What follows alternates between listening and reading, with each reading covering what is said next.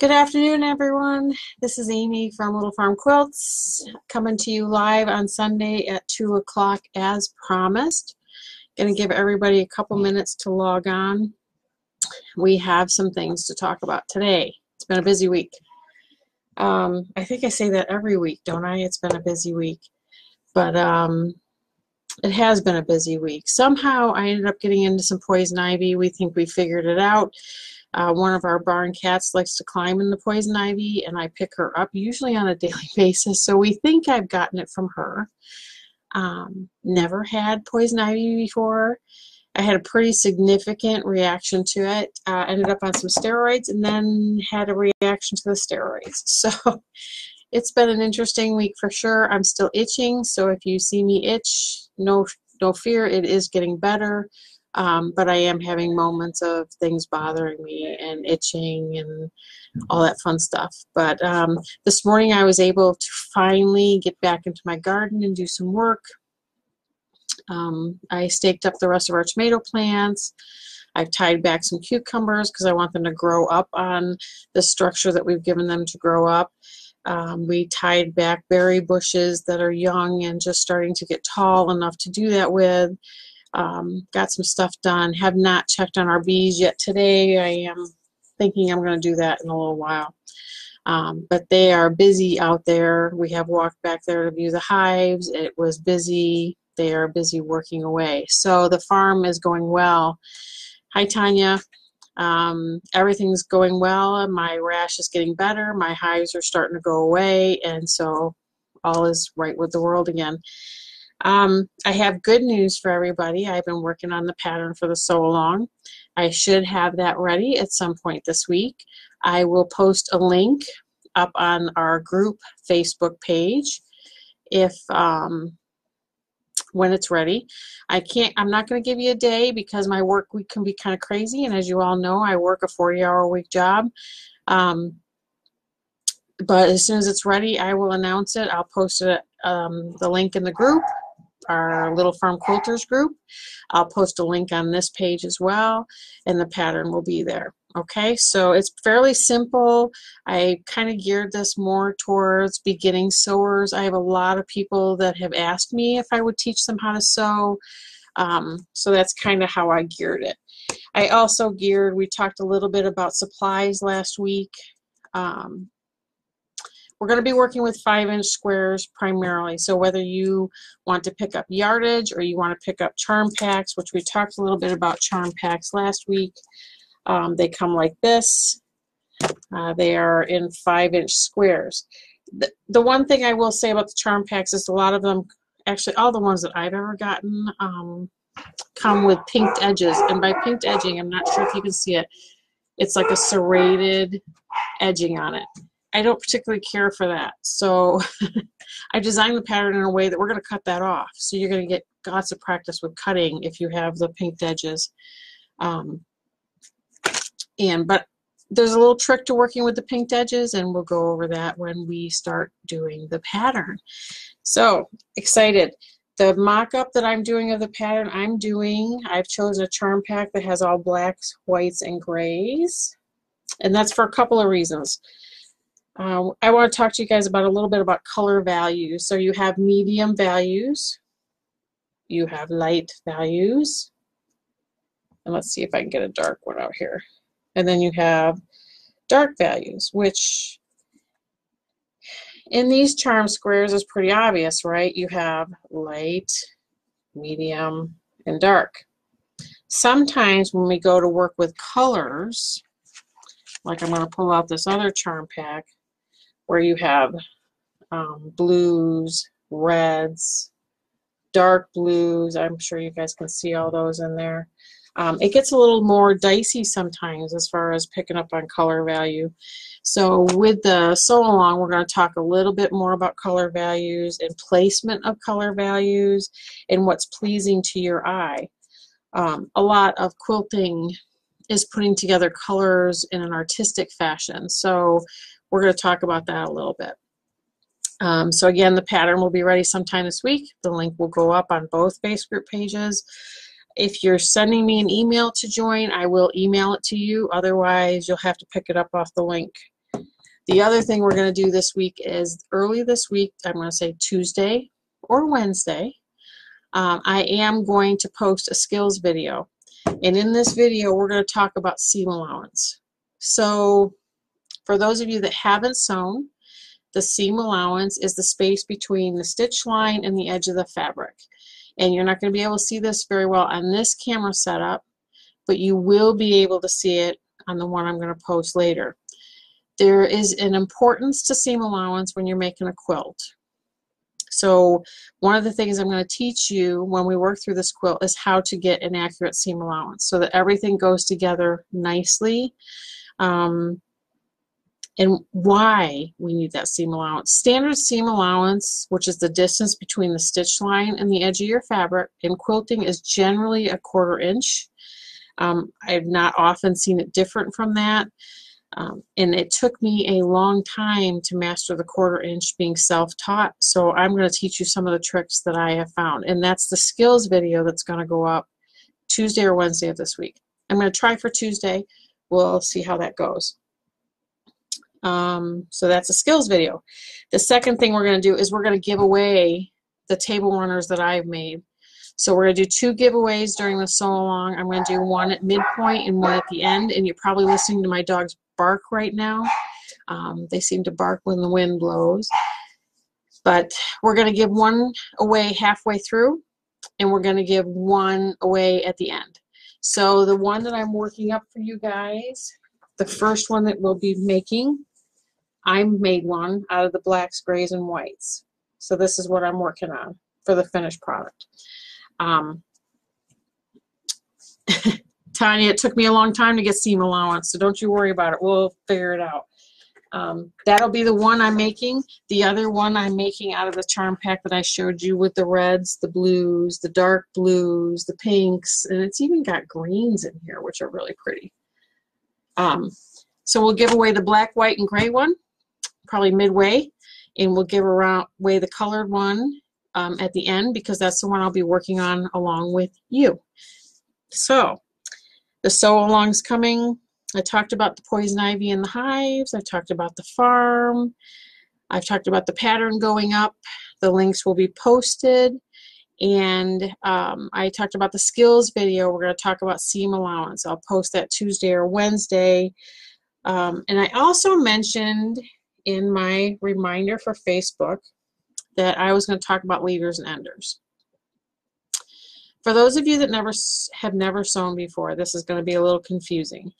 But usually, back in the day, when people would start sewing, whether they were sewing quilts, garments, whatever they were sewing, they would take a small piece of fabric like this. They would fold it in half, and they would sew over it, and then they would start sewing whatever project they were sewing. That's called a leader. When they were done sewing on the project that they were sewing, they would repeat that. They would fold this again and put it in at the end, and that was called an ender. And then you just snip them off because there's a string of thread that ties them to whatever it is you're sewing. Those are called leaders and enders. The thought, and I can't take credit for this, people have thought about this long before me, is that leaders and enders could actually be another quilt that you're working on. So when I talk leaders and enders, I'm talking about pieces that I'm using as leaders and enders that are actually sewing up into a quilt block. So at any given time on any machine that I have, I am working on 2 projects. There's a main project, and then there's the leader and ender project. The leader and ender project could be a quilt pattern, which mine is.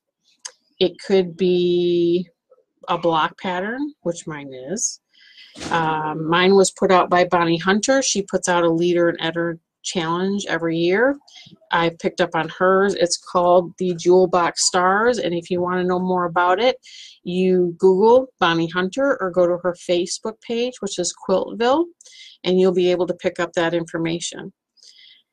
So leaders and enders, what I have is I have pre-cut pieces of fabric in a bin, just like this. This is actually the leader and ender challenge that I'm using as leaders and enders. So you will see that one part of the leader and ender challenge is a 4-patch. That's what this is called. This is 4 2-inch squares sewn together.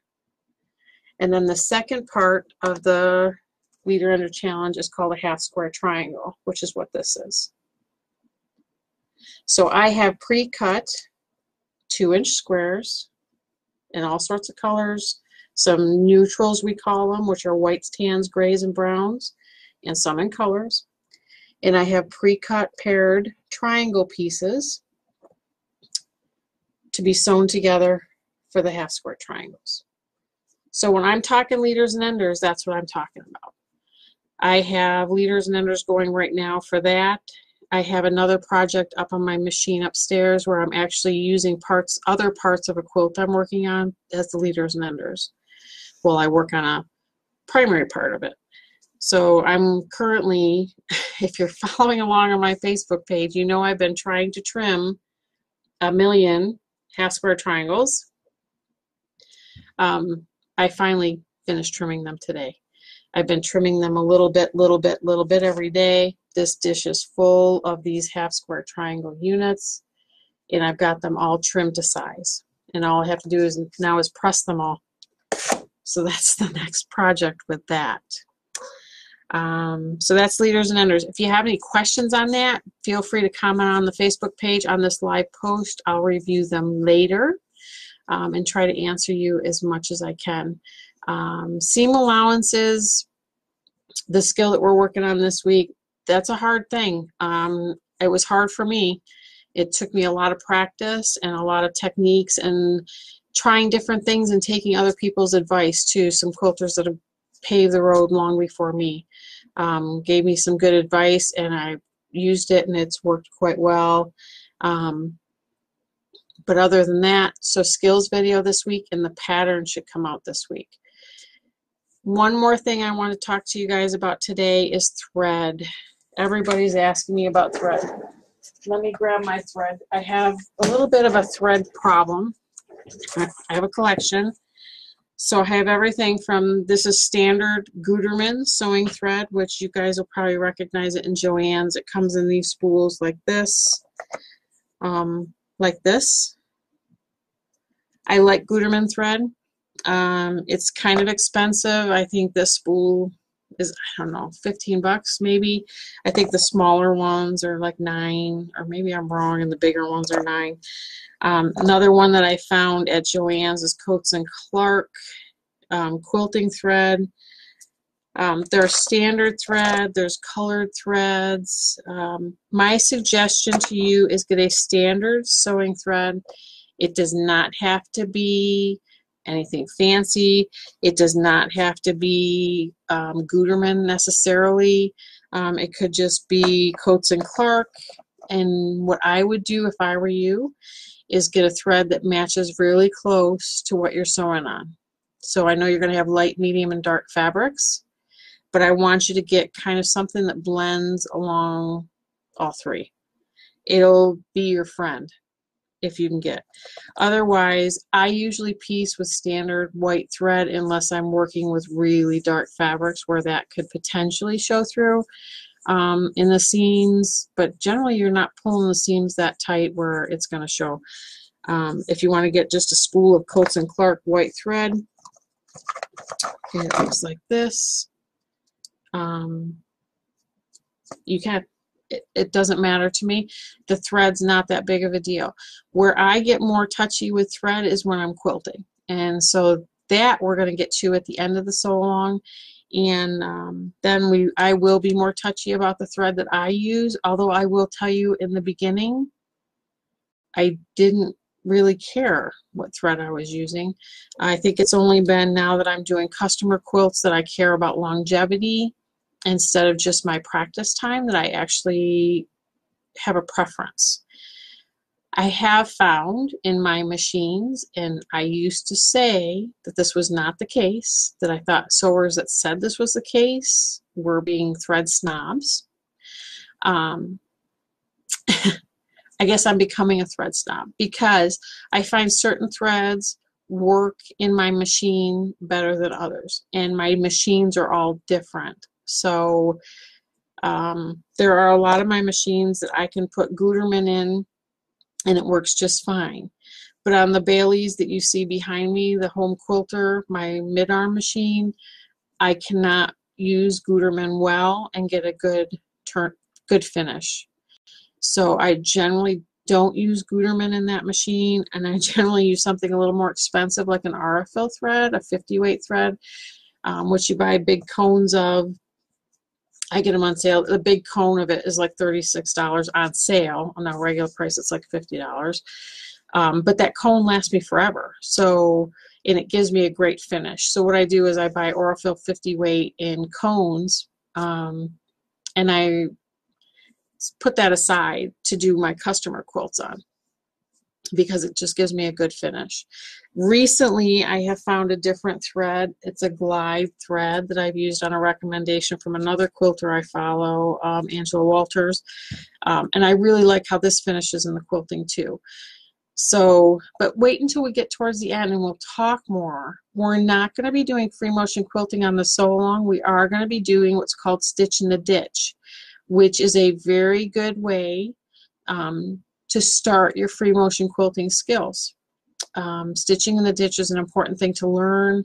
It has its unique uses. I use it along with my free motion quilting to help designs pop out from the quilt, and help the quilting kind of be highlighted as well. So I'm actually using a combination of free motion quilting and stitching in the ditch in the quilt that you see behind me, that the labyrinth walk that I'm making for my husband. So that's about all I'm going to say about thread. Don't freak out about thread so much, and don't freak out about your fabric choices too much either. You will get better at fabric choice as hi mom as you go. So please join in, and I'm going to have the pattern up this week and a seam allowance video up this week. Start thinking about fabric choices, what you want to do. If you want to do like a white, a gray, a black, you can even do solid colors if you wanted, just to get your feet wet. As far as color placement, send me a message or an email and I'll give you some advice. If you want to send me pictures of the fabrics that you picked out, I can give you some advice as to what things look well together. No matter what colors you pick, so even if I hold this one up, this other that we were talking about, there are neutrals in here. So this is what I would call a neutral. So you have a neutral, you'd have a dark, and then you would have a medium, which would be more of the blues. Okay? So that's the most important thing about your fabric choice for this sew along, is I want you to have a light, a medium, and a dark fabric. Something that you're comfortable with using, something that maybe matches your home decor. Maybe this is something you want to put on a table when we're done. Anything like that. Other than that, I'm going to cut this kind of short for today, as I have more things to do around the farm since I'm feeling better. But keep an eye out. The pattern's coming. It's nothing fancy. Anybody can do it. So even if you're just starting, I want you to join in. Okay? You guys have a great day. See you soon. Bye.